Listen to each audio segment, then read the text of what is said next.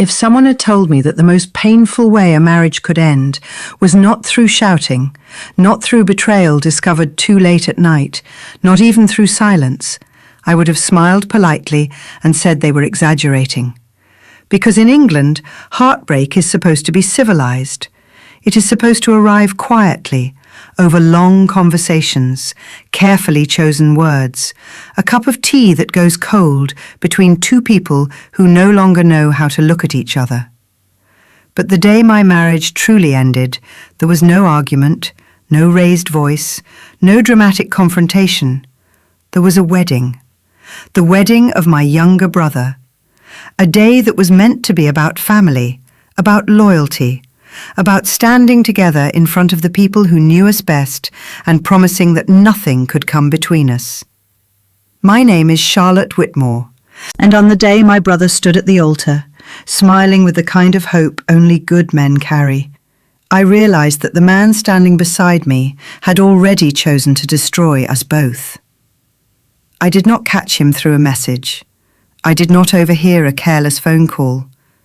I saw him exactly where he should never have been, with the one person he should never have touched. And in that moment, something inside me did not break. It went very quiet. Because what hurt most was not the betrayal itself, but the calm with which it was done, the certainty, the lack of fear, the way he believed that nothing would happen, that I would sit down, smile, and accept my place. What he did not know was that someone else had been watching long before I was. Someone who did not shout, did not panic, did not stop the wedding. Someone who simply leaned closer to me and whispered, "It is all right. The main part is about to begin."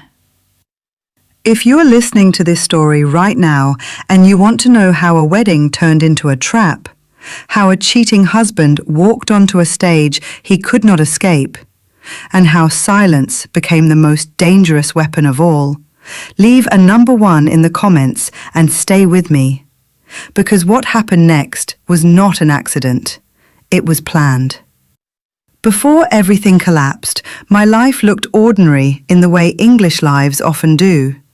Not dramatic, not passionate, just quietly acceptable. We lived in a modest house on a calm street in York, the kind where neighbours nodded politely but never asked too many questions.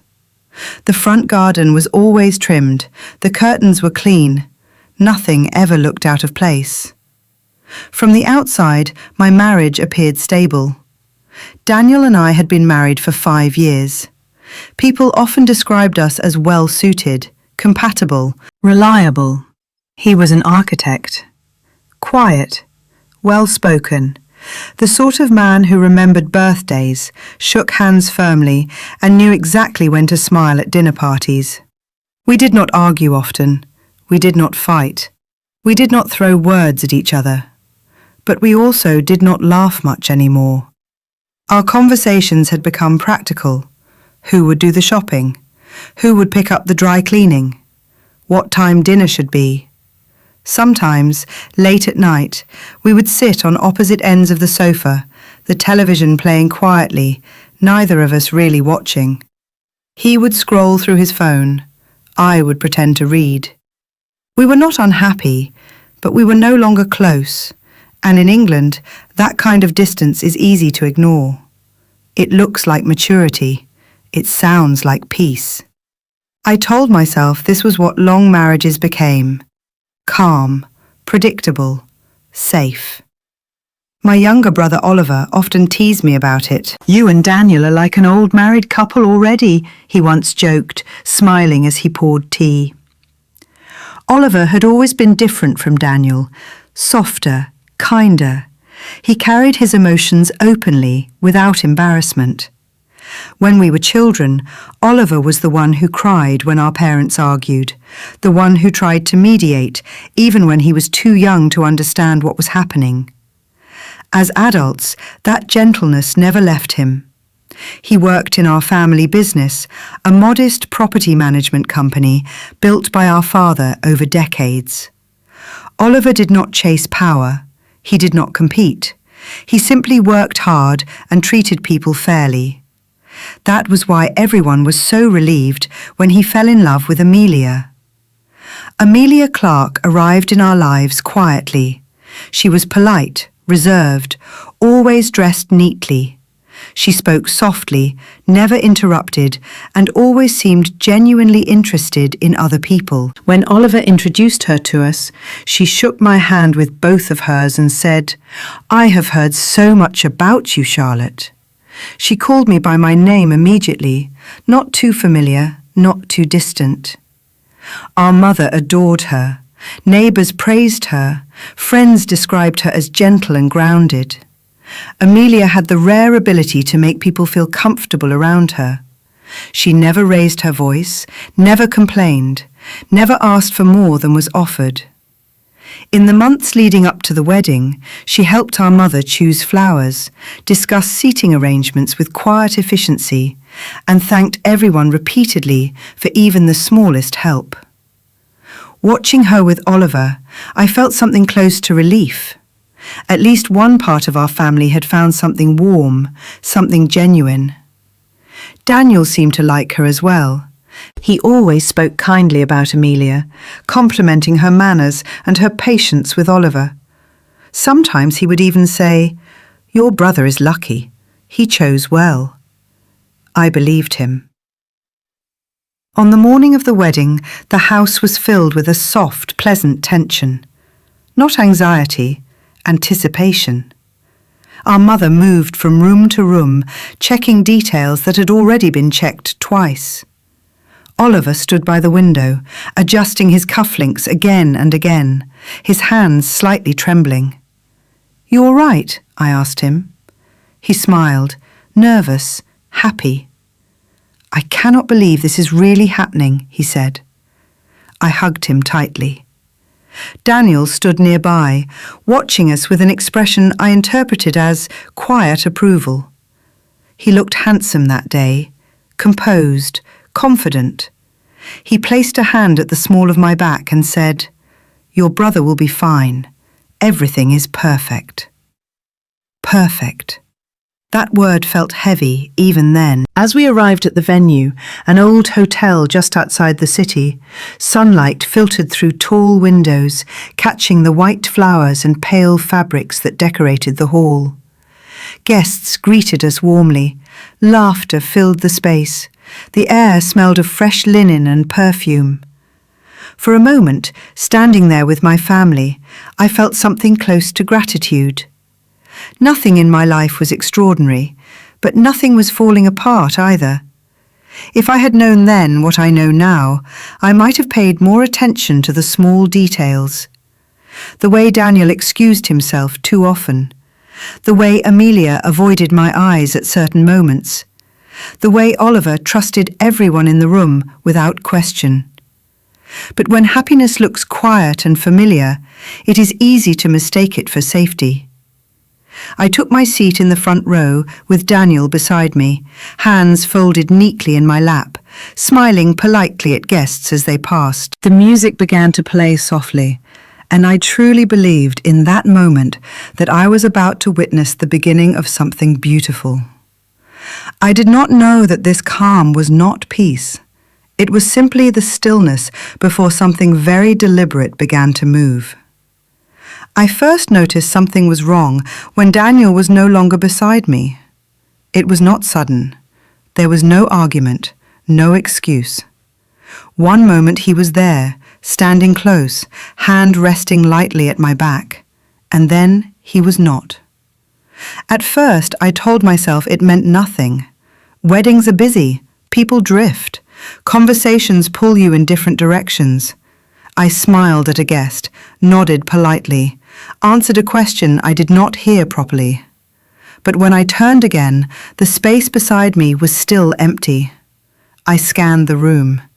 Daniel was not near the bar, not speaking to Oliver, not standing with any of our friends. I felt a small tightening in my chest. Nothing dramatic, just a quiet awareness. I waited, counted a few breaths. Then I stepped away from my seat. I told myself I was only going to the ladies' room, only stretching my legs, only escaping the noise for a moment. The corridor leading away from the hall was cooler, quieter. The music faded behind me, replaced by the soft echo of my own footsteps. As I walked, I noticed how still the hotel felt beyond the celebration, as if the building itself was holding its breath. I reached the glass doors that led out into the side garden. That was when I heard it. Laughter. Not loud, not careless, but intimate. The kind of laughter people use when they believe they are alone. I stopped. I did not move closer straight away. I did not want to. Something in me already knew that if I took another step, I would not be able to return to who I had been a moment before. The voices were low, close together. A woman's laugh, soft, controlled. Then Daniel's voice, calm, familiar, almost amused. I stood very still. My hand touched the cold wall beside me, as if I needed it to remain upright. Through the glass, just beyond the reflection of my own face, I saw them. Daniel, my husband, and Amelia. She was still wearing her wedding dress. The white fabric caught the light from the garden lanterns. Her hair was slightly loose at the nape of her neck. Daniel's hand was on her waist, not hesitant, not accidental, confident. They were standing far too close. I felt my stomach drop, slowly, heavily, as if something inside me had detached and was falling through empty space. I did not gasp. I did not cry out. I watched. Amelia tilted her head, smiling. Daniel leaned in, his mouth close to her ear. I could not hear everything they said, but I heard enough. "You are sure?" she asked softly. Daniel laughed under his breath. When have I ever not been sure? There was no fear in his voice, no urgency, just certainty. Amelia's fingers brushed his sleeve. "And your wife?" she asked. The word wife landed between them like a joke. Daniel's response came without hesitation. "She trusts me." He said it lightly, as if trust was something foolish, something easily managed. My chest felt tight, not from pain, from pressure, like too much air trapped inside me. Amelia said something else then, something quieter. Daniel answered, his voice lowering. "I needed the connection," he said. "That family opens doors, and she was convenient." Convenient. I pressed my lips together, hard, to stop them from trembling. I realized then that what I was witnessing was not a mistake, not a lapse, not a moment of weakness. This was practiced. They stood there, discussing my life as if it were an arrangement already completed. I should have stepped forward. I should have confronted them. But my body did not move. I felt oddly detached, as if I were watching someone else's story unfold. Daniel shifted closer to Amelia. His hand tightened briefly at her waist. "After today," he said, "everything will fall into place." I did not wait to hear more. I turned away, slowly, carefully, afraid that any sudden movement might give me away. My legs felt strange beneath me, not weak, just unfamiliar. The corridor seemed longer on the way back, the air heavier. As I walked, the music from the hall grew louder again. Laughter, clinking glasses, applause. Life continuing exactly as it was supposed to. I returned to my seat. Daniel was still absent. I folded my hands in my lap and stared straight ahead. My face felt calm, too calm. Inside, something had shifted permanently. I understood then that the worst betrayals are not loud. They do not announce themselves. They happen quietly, in the confidence that the person being betrayed will say nothing. If you are still listening and you feel that tightness in your chest too, leave a number 1 in the comments and stay with me. because that was only the moment I discovered the truth, not the moment it began. I did not leave the wedding immediately. That was the strange part. I stayed. I remained seated in the front row, hands folded neatly in my lap, posture unchanged, face calm enough that no one looked at me twice.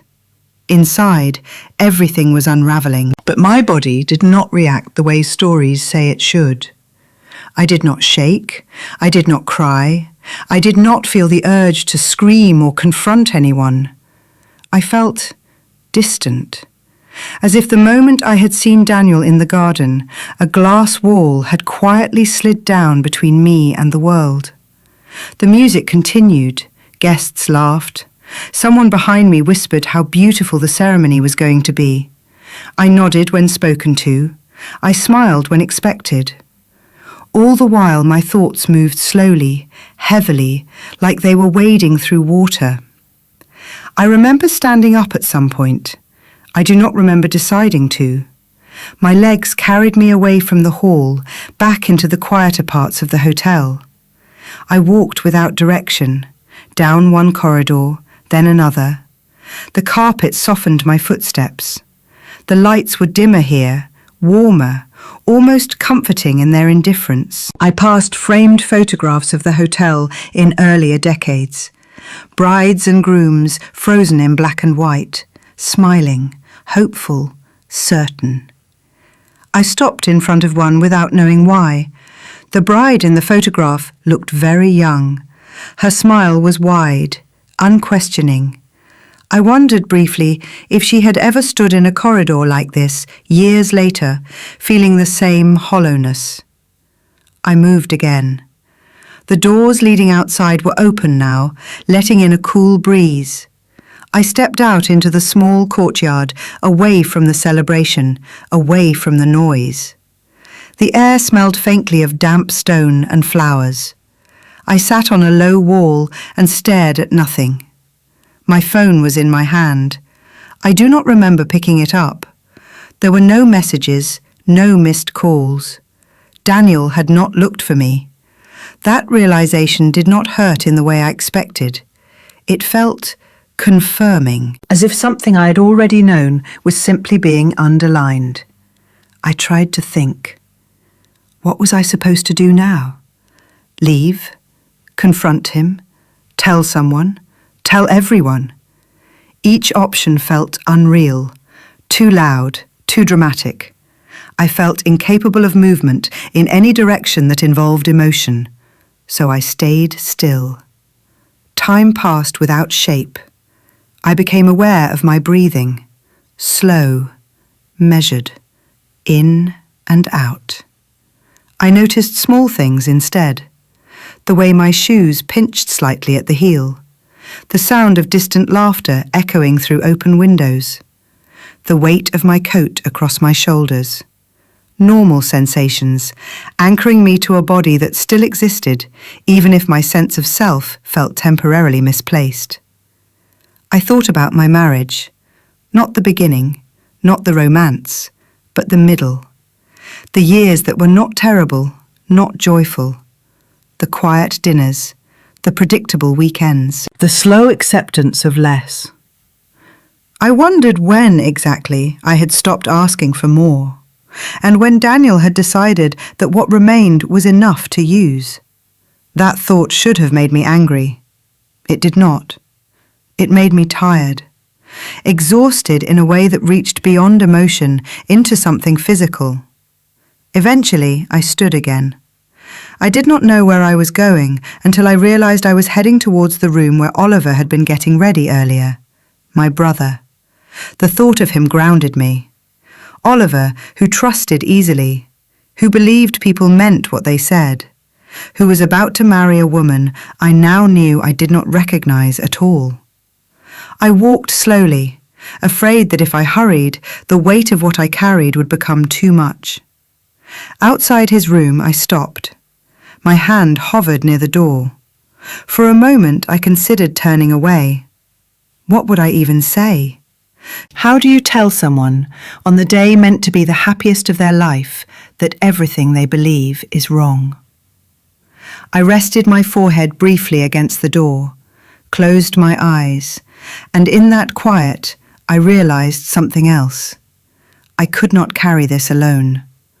Not because I needed help, but because the truth, once seen, has a way of demanding to be shared.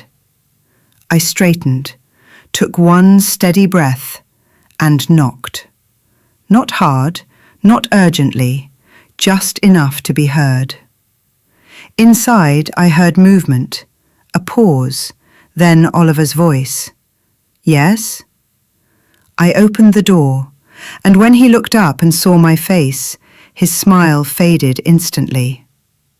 Charlotte, he said softly, what is wrong? I did not answer straight away. I stepped inside and closed the door behind me. For the first time since the garden, I felt something shift. Not relief, but the sense that whatever came next, I would not have to face it completely alone. Oliver did not react the way I expected. That was the first thing that unsettled me. He did not raise his voice. He did not step back in shock. He did not ask me to repeat myself. He simply looked at me, really looked, as if he were checking something behind my words, not just listening to them. The room was quiet, too quiet. I could hear the faint hum of the air conditioning, the distant sound of music drifting in from the hall, soft and cheerful, completely unaware of what I had just carried into this room. I told him everything. Not all at once, not dramatically. The words came out slowly, measured, almost flat. I told him where I had gone, what I had seen, what I had heard. I told him about the garden, about Amelia's voice, about Daniel's certainty. I watched his face as I spoke, waiting for the moment it would break. It never did. Oliver listened without interrupting. His hands rested loosely at his sides. His shoulders stayed relaxed. When I finished, there was a pause, not the kind filled with confusion, the kind filled with thought. Then he did something that made my chest tighten. He nodded, just once, as if I had confirmed something he already suspected. I see, he said quietly. That was all. No question, no disbelief. I stared at him, my own voice rising despite myself. That is all you have to say? Oliver turned away briefly, walking to the window. He looked out at the courtyard below, where guests were beginning to gather, smiling, unaware. It fits, he said. I did not understand what he meant. Fits what? I asked. He did not answer straight away. Instead, he poured 2 glasses of water from a jug on the table and handed one to me. Drink, he said. You look like you have not been breathing properly. I took the glass. My hands were still steady. That frightened me. Oliver sat down opposite me. Only then did I notice the tension beneath his calm, the tightness at his jaw, the way his foot tapped once against the carpet before going still again. You are not shocked, I said. He met my eyes. I am not surprised, he replied. That was when the fear shifted, not sharper, deeper. What do you mean you are not surprised? I asked. Oliver exhaled slowly. Because Amelia has been asking questions for months, he said. What kind of questions? The wrong kind. He kept his voice low, even though we were alone. About the company, about the properties, about what happens if something goes wrong. My stomach sank. She said she wanted to understand my world, he continued. I wanted to believe her. He looked down at his hands. And Daniel, he added. Daniel appeared more often than usual, too often to be coincidence. I felt a chill. You noticed? I asked. Oliver nodded again. I did. I did not want to accuse anyone without certainty. He paused, then looked back at me. I hired someone, he said. The words landed quietly, but their weight was enormous. You hired someone, I repeated. To look into things, he replied, discreetly. My heart began to race. What did you find? Oliver did not answer immediately. He leaned back in his chair, eyes unfocused for a moment, as if choosing what not to say. Enough to know that stopping the wedding would not stop what is coming, he said finally. I shook my head. Oliver, this is madness. She is about to walk down the aisle. I know, he said calmly. Then why are you standing here talking to me like this? I asked. Why are you not calling it off? Oliver stood. He crossed the room and stopped in front of me. For the first time since I had entered, he lowered his voice even further. So they feel safe, he said. I swallowed. So they believe they have already won. The air felt heavier now. I realized then that Oliver's calm was not denial, it was control. He reached out and placed a hand lightly on my arm. Charlotte, he said, what you saw today was not the beginning. I held his gaze. It is the confirmation. My mouth went dry. He straightened, adjusting his jacket, the movement almost ceremonial. Then he said the words that changed the shape of everything. It is all right, he said softly. The main part is about to begin. He did not smile. He did not explain. He simply turned toward the door. Outside, the music grew louder. Guests began taking their seats.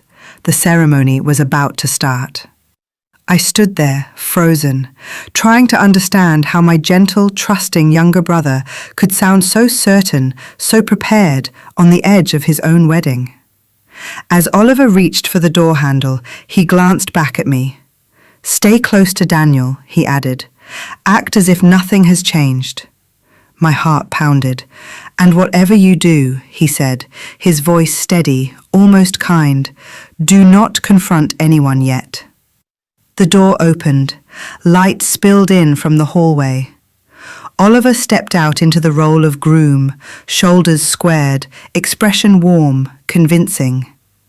I remained behind for a moment longer, alone, listening to the sound of applause beginning outside, and realizing, with a clarity that frightened me more than betrayal ever had, that I no longer knew who was being trapped. Only that something had already been set in motion. I did not go back into the hall straight away. After Oliver left the room, I remained there for a few moments longer, trying to steady myself. My thoughts were no longer spinning, they were lining up. That frightened me more than panic ever could.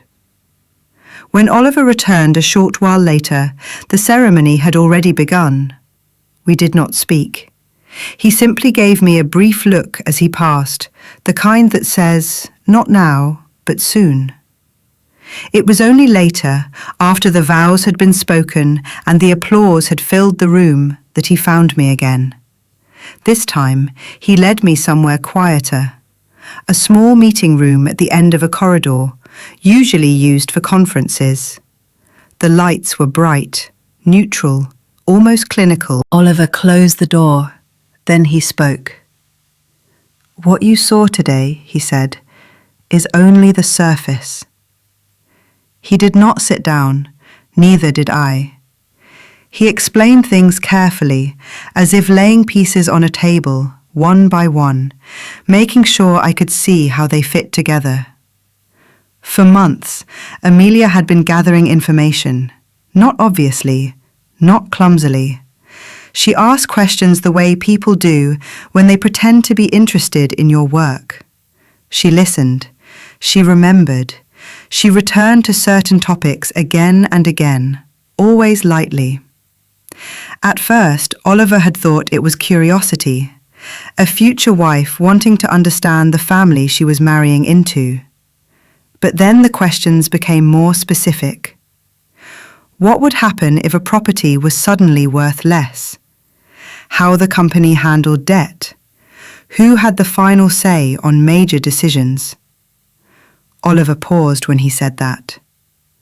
She asked who else had influence, he added. Who advised me? That was when Daniel appeared more often. Too often. Daniel offered opinions he had never shared before, suggested introductions, mentioned opportunities. He never pushed, Oliver said. He positioned. The word settled heavily between us. Daniel did not want to control the company. He wanted access. Access to documents, to meetings, to people. Oliver had not confronted him. He had watched. He hired someone quietly, a private investigator recommended by a business contact he trusted. Nothing dramatic, just verification. What came back was enough to change everything. Daniel had financial ties Oliver did not know about, old ones, carefully buried. He was connected to a group of investors operating through a holding company based in London. They were not criminals, not officially. They specialized in acquiring struggling businesses. They did not force takeovers. They waited for weakness. They created it. They encouraged risky decisions. They introduced debt where it did not need to exist. They watched value drop. Then they stepped in, calm, helpful, offering rescue. Oliver did not say their name at first. When he finally did, he spoke it without emphasis. They call themselves Westbridge. I had never heard of them. Oliver nodded as if he expected that. Most people have not, he said. That is the point. Amelia was not their employee. She was not on payroll.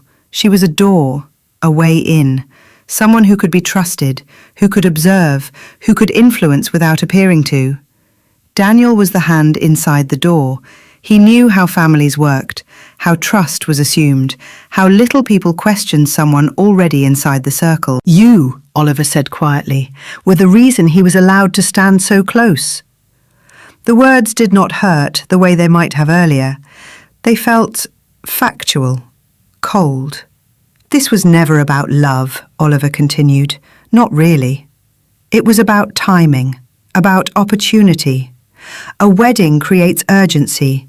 It encourages decisions, signatures, transfers. Everyone is distracted. Everyone wants things to go smoothly. Oliver looked at me then, carefully. What you overheard today, he said, was not a confession. It was confidence. I understood that immediately. Daniel had spoken freely because he believed the outcome was already decided. The company was supposed to stumble. Assets were supposed to be reassessed. Advice would be offered. And Daniel, as the helpful brother-in-law, would be perfectly placed to guide those decisions. That is why I did not stop the wedding, Oliver said. If I had, they would have retreated, changed approach, tried again later. But if I let it continue, he added, they would expose themselves. I felt something shift inside me. Not anger, not fear. Clarity. So what happens now? I asked. Oliver met my gaze.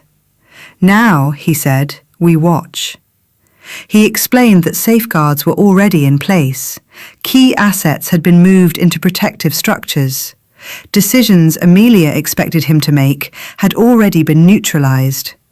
What remained were false doors, paths that looked open but led nowhere. Daniel did not know this. Neither did Amelia. They believed the game was still unfolding exactly as planned. And me? I asked. Oliver did not answer immediately. Then he said something that surprised me. You are not out of this, he said. I waited. They trust you, he continued. They think you are unaware. That you are hurt, but harmless. I considered that. The idea did not frighten me. It steadied me. What do you want me to do? I asked. Oliver exhaled slowly. Nothing, he said. At least, nothing different. Stay close to Daniel. Observe. Listen. And when the time comes, he added, do not protect him. There was no cruelty in his voice, no satisfaction, only resolve. In that moment, I understood that my role had changed. I was no longer simply the person this was happening to. I was part of what was happening next. The betrayal had not made me stronger, it had made me clearer. Outside the room, laughter rose again, glasses clinked, music swelled, the celebration continued. Inside, something else had taken shape, a structure, a plan. And for the first time since the garden, I felt neither numb nor overwhelmed. I felt awake. Not because I wanted revenge, but because I finally understood the scale of what had been attempted, and why silence, used correctly, could be more dangerous than any confrontation. If you understand why silence can be so dangerous, leave a number 1 in the comments and keep listening. I agreed to do exactly what Oliver asked. That decision did not come with courage, it came with clarity. I would not expose anyone. I would not confront Daniel. I would not leave. I would return to the wedding and become exactly what they believed I already was. Unaware, wounded, quiet. A woman who had been hurt, but not enough to be dangerous. I took a few minutes alone before going back. I stood in the small bathroom near the conference rooms and looked at myself in the mirror. My face was pale, my eyes steady, too steady. I washed my hands slowly, dried them carefully, adjusted my hair. Every movement felt deliberate, as if my body had already understood what my mind was still processing. This was not about pretending to be fine. It was about not revealing that I was awake. When I stepped back into the corridor, the sound of the wedding reached me again. Music, applause, voices rising together. I paused, just for a second. And in that pause, I felt the weight of what I was choosing.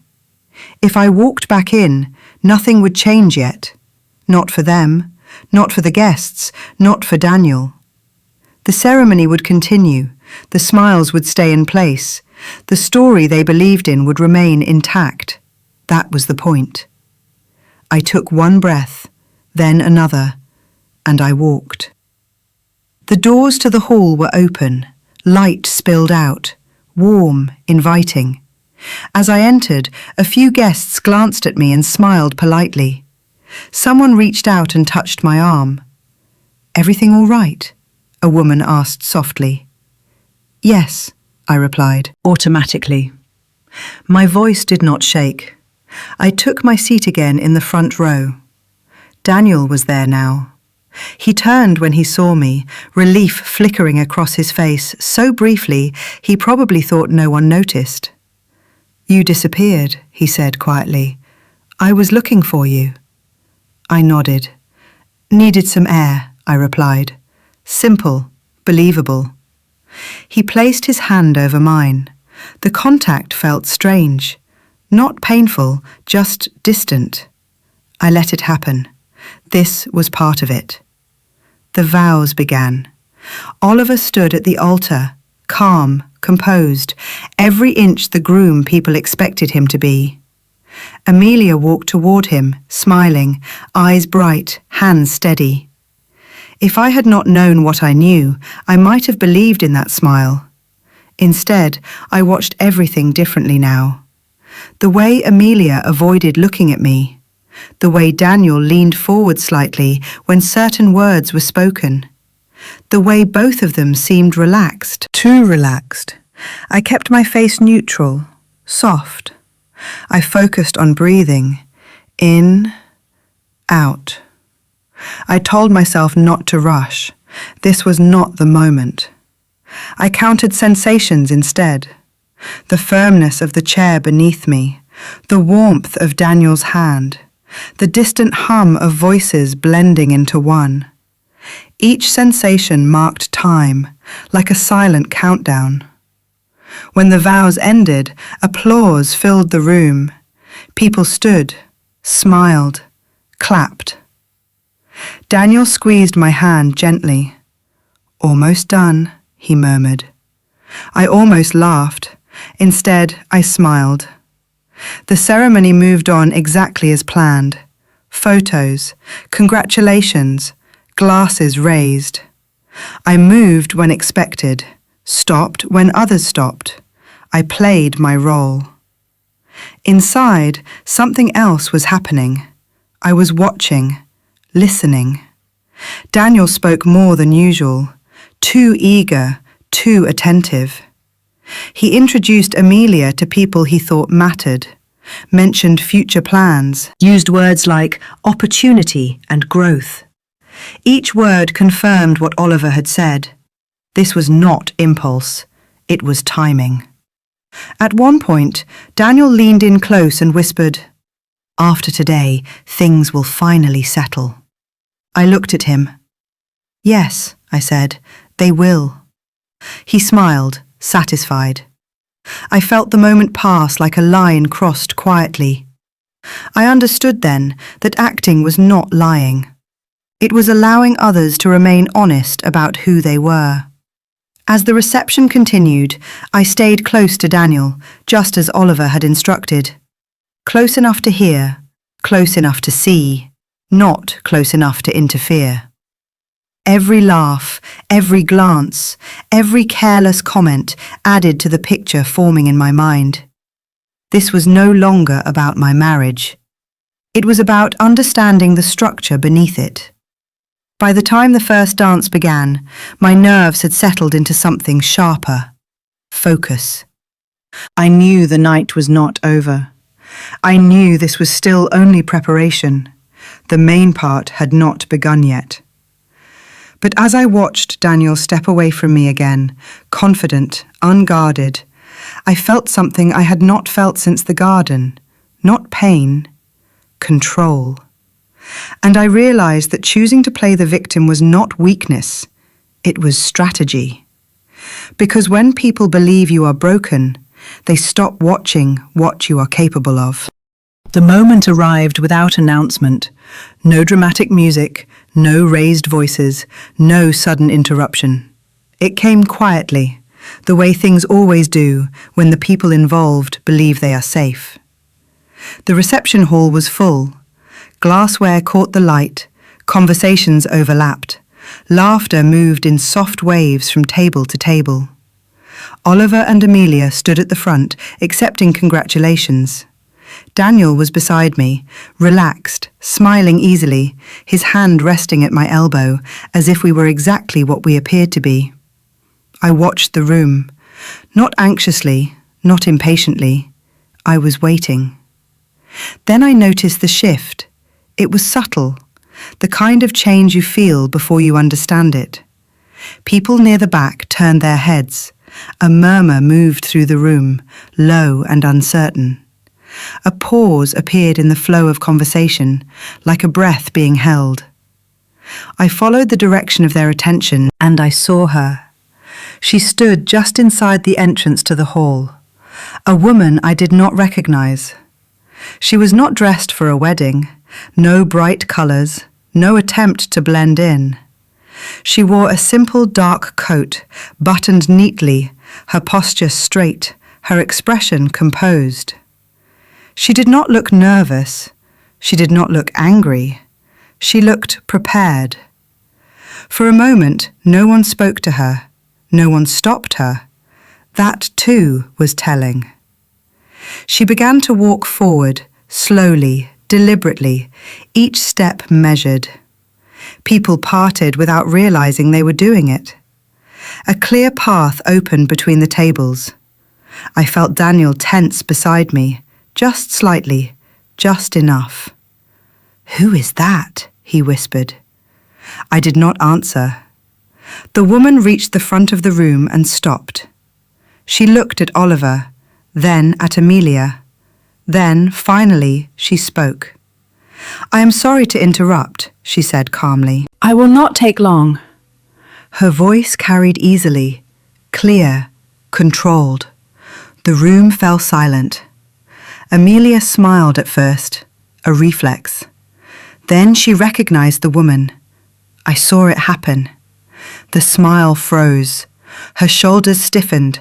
Her hands tightened around the bouquet she was still holding. "Amelia," the woman continued, turning fully toward her. It has been a long time. Amelia swallowed. Who are you? She asked, her voice thinner than before. The woman did not answer immediately. Instead, she reached into her bag and removed a folded document. She did not wave it. She did not rush. She unfolded it slowly, deliberately, letting the paper catch the light. I am someone you promised yourself to, she said. A ripple moved through the guests. Daniel shifted in his seat. I felt it clearly now. Amelia laughed, a short, brittle sound. This is inappropriate, she said. You should leave. The woman nodded. I will, she said, after I finish. She looked down at the paper. Then she began to read. The words were not dramatic. They did not accuse. They were intimate. Promises made years earlier. Private vows spoken between two people who believed no one else would ever hear them. I promise to stand by you, she read, in public and in private, in success and in difficulty. I promise not to hide my life from you and not to bind myself to another while we are still bound. Her voice did not shake. Around us, chairs scraped quietly. Someone coughed. Amelia's face had drained of colour. This means nothing, she said quickly. Anyone could write that. The woman looked up. Then allow me to continue, she said. She read dates, places, details that could not be guessed. A flat in Leeds. A registry appointment cancelled but never closed. A ring returned, not because the promise was broken, but because another opportunity had appeared. The room was completely still now. Oliver had not moved. He stood exactly where he had been, his expression unreadable, his hands loosely clasped in front of him. Amelia's voice rose. Stop this, she said. You are embarrassing yourself. The woman folded the paper. I am not here to embarrass myself, she replied. I am here because what you are doing today was built on a lie. She turned slightly, addressing the room. I was engaged to Amelia Clark, she said evenly. Our relationship did not end. It was suspended. Gasps followed. Daniel's breath caught. I felt his grip tighten on my arm, then loosen, as if he realized the attention this would draw. This is a misunderstanding, Amelia said. I ended things. You paused them, the woman corrected. You asked me to wait. She stepped closer. You said timing mattered. Amelia looked around desperately now, at Oliver, at the guests, at Daniel. No one spoke. Oliver finally moved. He took one step forward. Is this true? He asked quietly. Amelia opened her mouth, closed it, opened it again. Oliver, she said, reaching for him, please, not like this. He did not take her hand. The woman at the front did not smile. She simply stepped back, giving space to the truth she had placed between them. This is not about me, she said. I have already left. She looked at Oliver again. This is about the vows you were about to make, and whether they would have meant anything at all. The silence stretched. Then Oliver spoke. Thank you, he said softly. The woman nodded once. She turned and walked back the way she had come, the room parting for her again, but this time with intention. As the doors closed behind her, the sound echoed.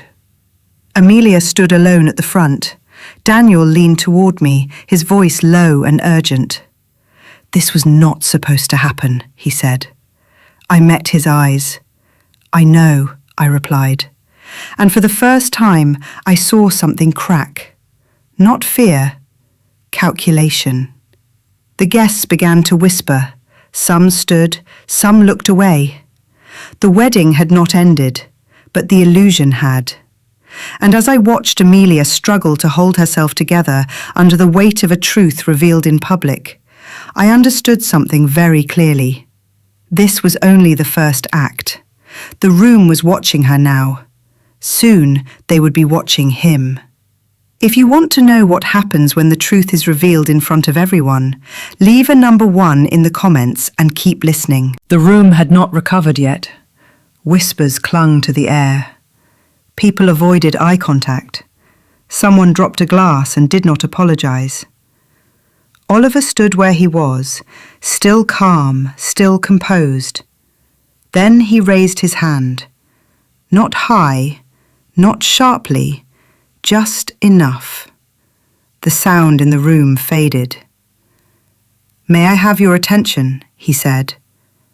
His voice did not shake. It did not rise. It carried. "This is not how today was meant to unfold," he continued. "But some truths do not wait politely." He paused. Then he turned his head slightly.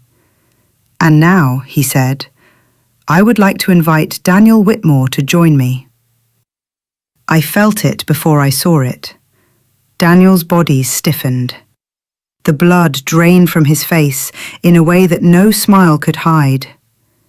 He did not move, not at first.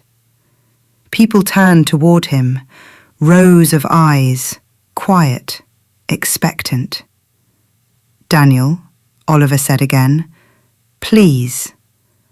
There was no anger in his voice. That was the most unsettling part. Daniel stood. He smoothed his jacket, forced a laugh. "This is ridiculous," he said lightly. "I think there's been a misunderstanding." No one laughed with him. He walked forward. Each step felt counted.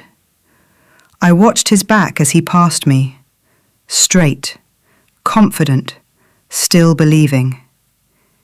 He joined Oliver at the front. They stood side by side, 2 brothers by marriage, one composed, one calculating. Oliver looked at him.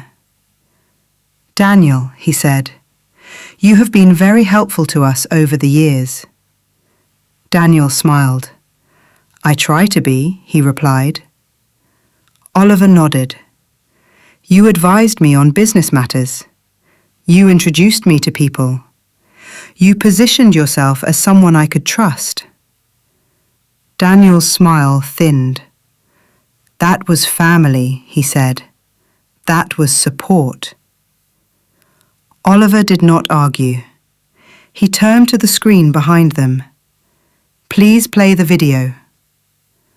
A technician hesitated, then pressed a button. The lights dimmed slightly. The screen came alive. At first, it showed nothing dramatic. A quiet room, a table, 2 glasses. The angle was discreet, unobtrusive. Daniel's voice filled the hall, familiar, relaxed. "It has to look natural," he said on the recording. "You can't rush it." A woman laughed softly. Amelia. Someone in the crowd gasped. On the screen, Daniel leaned back in his chair. "They trust me," he continued. "Especially my wife. She never asks questions." I did not look at him. I watched the room. People shifted. Chairs creaked. A hand rose to cover a mouth. The video continued. "We need access," Daniel said. "Once the wedding happens, everything moves faster." A pause. Then Amelia's voice. "And Oliver?" Daniel laughed. "He's kind," he said, "which makes him predictable." The words landed hard. The room seemed to shrink. The recording moved forward. Dates appeared briefly in the corner of the screen. Different meetings, different locations. Then Daniel again. "After today," he said, "we start repositioning assets, slowly." Someone stood up. Another whispered, "Oh my God." Oliver remained still. The video did not linger. It did not explain. It simply showed. Then it ended. The screen went black. Silence followed. Not the awkward kind, the heavy kind. Daniel spoke first. "This is edited," he said quickly. "You can make anyone say anything." Oliver looked at him. "Is it?" he asked. He nodded toward the technician. "Play the next one." Daniel shook his head. "Oliver, don't," he said. "This is unnecessary." The second video began. This one was shorter. Daniel again. Same room, different day. His tone was colder. "My wife is harmless," he said. "She won't do anything. She never does." I felt a murmur ripple through the room. Daniel's jaw tightened. "She thinks loyalty means silence," he continued. "It works in our favour." Oliver did not look at me. I was grateful. The video ended. Daniel turned toward the guests. "Listen," he said. "This has gone too far." His voice sharpened. "Private conversations have been stolen and twisted." No one responded. Oliver spoke again. "You use trust as cover," he said. Daniel laughed, short and sharp. "Everyone does," he replied. "That's how the world works." The honesty surprised him as much as it surprised everyone else. He stopped smiling, realized what he had said. Oliver let the moment sit. Then he asked quietly, "And my sister?" Daniel hesitated, just a second. Then he said it.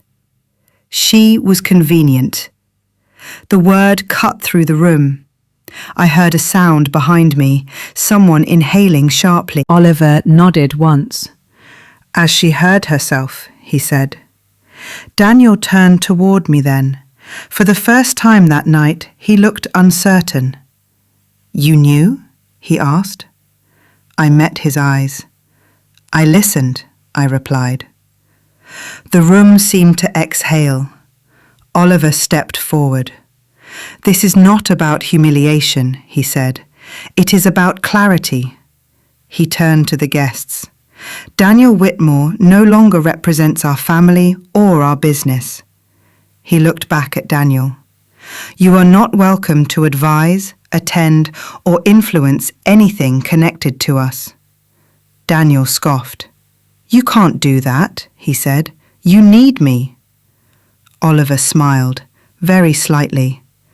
"Not anymore." Daniel opened his mouth, closed it. He looked around. No allies, no support, only witnesses. Someone began to clap, one hand, then another. The sound spread, uncertain at first, then steady. Not applause, acknowledgement. Daniel stepped back. His confidence collapsed inward, piece by piece. As he turned away from the stage, his eyes met mine one last time. There was no anger there, only disbelief. He had believed the room belonged to him. He had been wrong. The music did not resume. No one rushed to fill the silence, because everyone understood. They had just watched a man lose control of a story he thought he owned. And I stood there, calm, breathing evenly, aware of one thing with absolute certainty. This was not revenge. It was exposure. And the night was not finished yet. The room did not erupt. That surprised many people later. There was no shouting, no sudden rush toward the stage. Instead, there was movement. Phones lifted, chairs scraped back. People stood, not knowing whether to leave or stay. Confusion spread in layers. Oliver waited. He let the noise rise just enough to prove a point. Then he spoke again. "This does not end here," he said, "and it should not." He turned slightly, gesturing toward the screen. "What you have seen tonight," he continued, "is not a private matter. It is part of a larger attempt to manipulate our business, our family, and our trust. He did not name names yet. He did not need to. A murmur followed. Daniel took a step back. "Enough," he said. "You've made your point." Oliver looked at him. "No," he replied. "I've made a beginning." He nodded once toward the entrance. The doors at the back of the hall opened. 2 uniformed officers stepped inside. Calm, unhurried. The room froze. Someone whispered, "Police." The officers walked forward, eyes scanning, posture neutral. Not dramatic, not aggressive, professional. Daniel's face changed. Not panic, recognition. One of the officers addressed Oliver first. "Mr. Whitmore," he said, "we've been asked to attend." Oliver nodded. "Thank you for coming." He turned to the guests.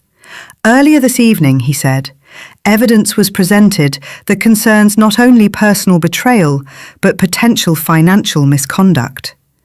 Daniel laughed, sharp and brittle. "This is absurd," he said.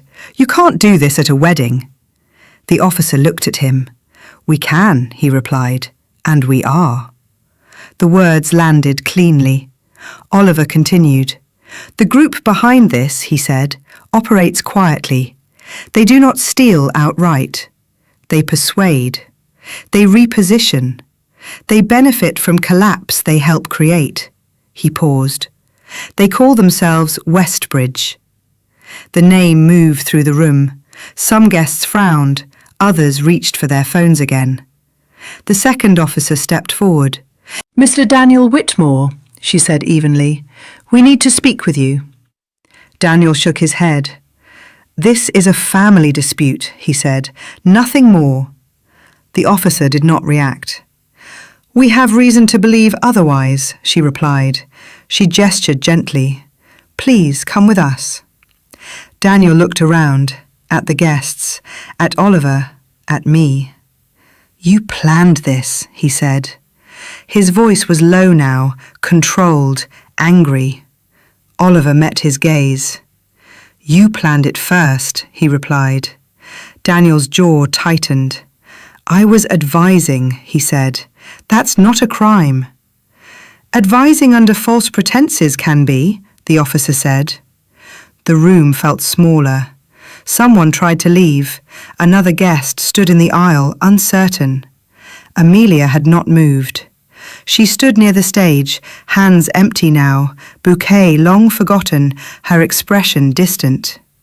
The officer turned toward her. "Miss Clark," she said, "we will also need to speak with you." Amelia blinked. "What?" she said. "I've done nothing." Oliver spoke. "You withheld material information," he said. "You misrepresented your status." She looked at him. "You don't understand," she said. "I was protecting us." The officer stepped closer.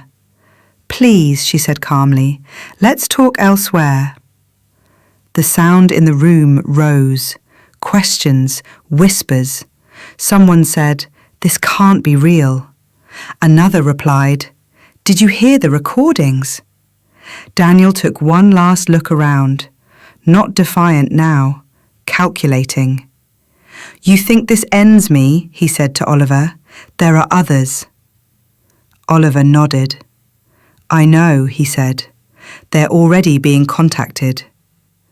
The officers guided Daniel toward the exit.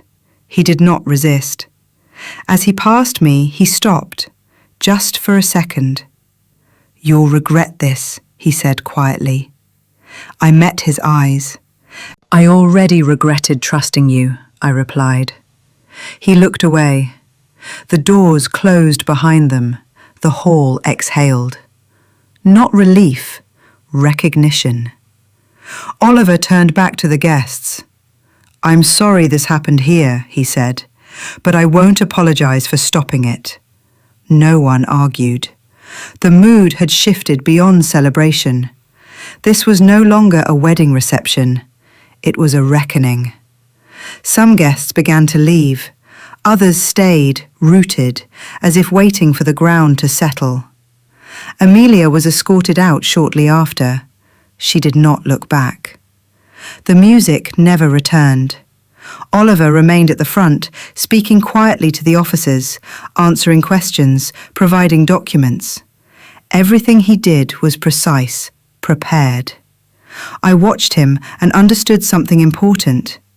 This was not a dramatic reversal. It was an inevitable one. The kind that happens when people believe silence equals permission. When the officers finally left, the room felt hollow. Oliver turned toward me. "It's finished," he said. I shook my head. "No," I replied. "It's contained." He smiled faintly. "That's better," he said. Around us, the remnants of celebration lay untouched. Glasses half full, plates barely touched. Proof that some things are not meant to be consumed. As the guests drifted away, I stood there, steady, aware that what had ended tonight was not just a plan, it was an illusion. The belief that trust can be used without consequence. And for the first time since this began, I felt something settle. Not triumph, resolution.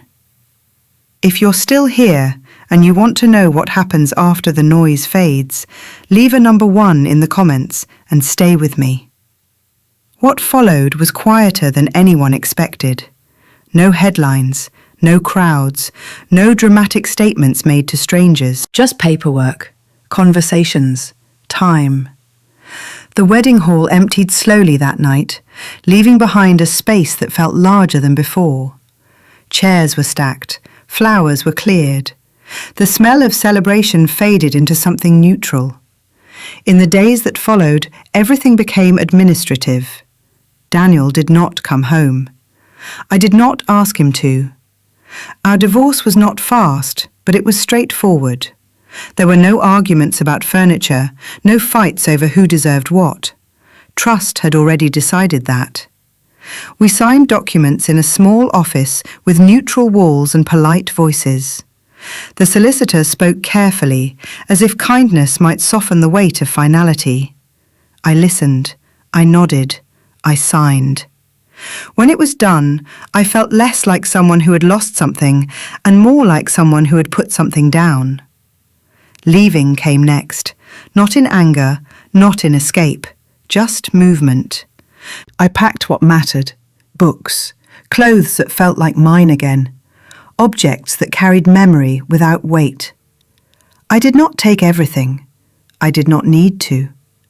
I moved to a smaller place by the river, a short walk from a park where people passed without curiosity. Mornings were quiet, evenings were still. At first, the silence felt unfamiliar. Then it became generous. I learned how to sit with it. I made tea slowly. I walked without direction. I noticed things again, light on water, the sound of leaves shifting, the comfort of routines that belonged only to me.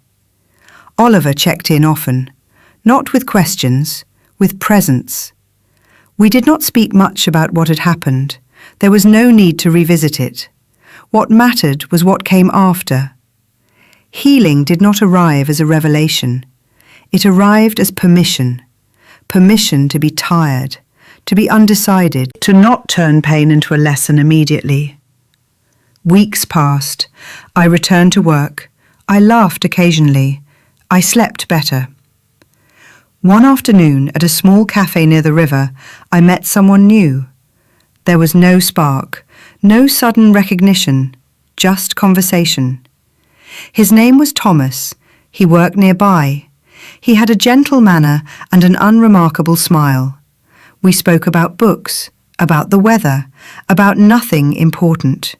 And that was important. He did not ask about my past. I did not offer it. When we met again, it was the same. No promises, no assumptions, just time shared without expectation. It felt safe.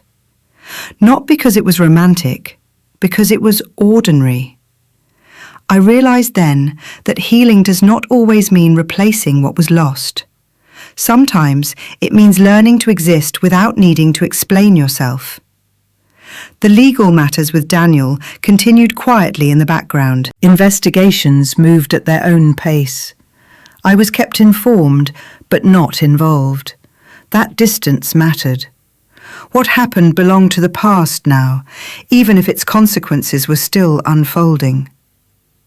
One evening, as I walked home along the river, I stopped and watched the water move beneath the bridge. It flowed without urgency, without resistance. It simply continued. I thought about the woman I had been at the beginning of this story, the one who mistook calm for safety, who believed silence was a virtue. I did not judge her. She had done the best she could with what she knew. And now, knowing more, I could choose differently. Not louder, not harder, just clearer. When people ask me now how I am, I answer honestly. I'm steady, I say. And I am. Not because everything is fixed, not because nothing hurt, but because I learned that dignity does not come from enduring quietly. It comes from knowing when to step away. I did not rebuild my life dramatically. I did not transform overnight. I simply gave myself space. And in that space, something gentle returned. Not trust, not certainty, but ease. And that, I discovered, was enough. It did not end with relief. That surprised me. I had expected quiet to feel like safety, like an earned reward. Instead, it felt unfinished. Weeks after the wedding, after the paperwork, after the routines had settled into something that resembled normal life, a letter arrived. No return address, just my name, written carefully, correctly. The envelope was thin, too thin to hold explanations. I did not open it immediately. I placed it on the table and made tea first. Watched the steam rise. Counted the seconds it took for the kettle to switch off. When I finally tore it open, there was no letter inside, only a card. Plain, white, uncreased. On the front, a simple sentence. You stopped one story. Inside, another. Not the others. There was no signature, no date, no threat, just space. I read it twice, then a third time. The words did not rush, they waited. I did not show it to anyone, not Oliver, not Thomas, not the solicitor. Some things feel less dangerous when they remain unshared. That night, I walked longer than usual. The river was darker, the lamps spaced farther apart. At one point, I became aware of footsteps behind me. Not close, not urgent, present. I did not turn around. I kept my pace steady, counted breaths instead. The footsteps stopped when I crossed the bridge. I told myself it was coincidence. That was when I noticed the second thing. An unfamiliar car parked near my building. Engine off, lights dark. Gone the next morning. I did not report it. I did not ask questions. I had learned something important during the months before. When people want to be seen, they announce themselves. When they do not, they observe. Days passed. Nothing happened. No messages, no calls, just the ordinary weight of being watched without proof. I found myself checking reflections more often, windows, shops, water, not in fear, in awareness. Oliver mentioned once that the investigations were still ongoing, that Westbridge had branches, partners, shells inside shells. He did not elaborate. I did not ask him to. Some knowledge does not comfort, it sharpens. One evening, a small envelope appeared again, this time slipped beneath my door. Inside, a photograph, taken from across the street, me at the cafe, sitting alone. The back of the photo was blank. I placed it beside the first card. 2 pieces of paper, 2 reminders. That exposure ends one chapter, not an entire book. I slept that night anyway, not well, but enough. In the morning, I did something unexpected. I wrote back. No address, no questions, just a note. I see you too. I left it where the photograph had been found. Nothing followed, not immediately. Weeks later, Thomas asked me something gently. Do you ever feel like your life paused somewhere you didn't notice? I looked at him, really looked. Yes, I said, but not where I thought. He nodded. We did not continue the conversation. Some answers are not meant to be shared, only acknowledged. The letters stopped. The footsteps did not return. But the feeling remained, like a draft in a closed room. I learned to live with it, not by confronting it, by refusing to let it define me. I did not become paranoid. I became precise about what I shared, about where I went, about who I trusted. I understood then that survival is not always about escape. Sometimes it is about posture, standing where you are, knowing what you know, and not flinching. Months later, another card arrived, this one shorter. Next time, it read, the stage will be quieter. I folded it once, then again, placed it with the others. I did not feel fear, I felt recognition. Some stories do not end, they widen. And as I stood by the window that night, looking down at the street below, I realized something that surprised me. I was no longer waiting for it to stop. I was ready for it to begin again.